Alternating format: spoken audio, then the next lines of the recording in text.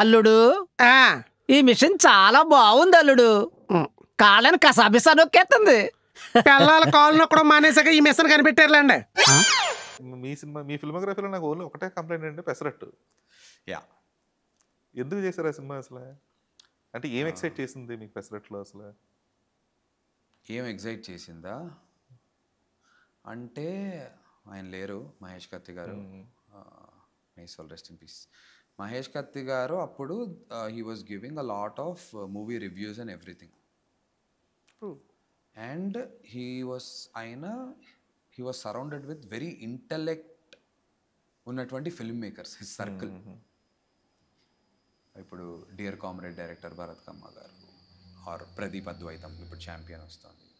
Are people who are really good at their craft and about to be big. అలాంటి ఒక extraordinary circle ఉండేది ఆయన చుట్టూ. ఆయన కాన్వర్జేషన్స్ అన్నీ, ఆయన వాడే పదాల నుంచి, ఆయన చదివే very good orator. Very very good orator. So when you meet somebody use that good an orator,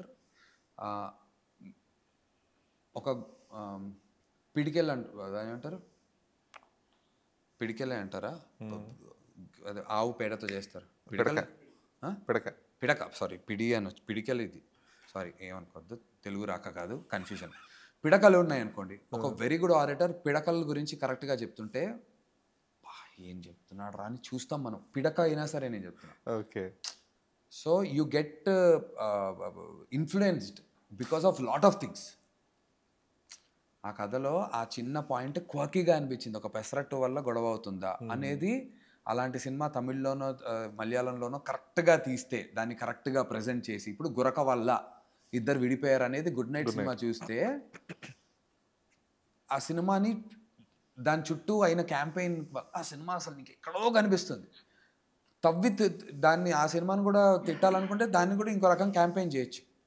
like wise ఒక చిన్న పాయింట్ చుట్టూ ఇలా కదలటం అనేది it's a very quirky way of story telling అని నేను I got sold, I got carried away, influence అయిపోయాను, దానివల్ల చేశాను.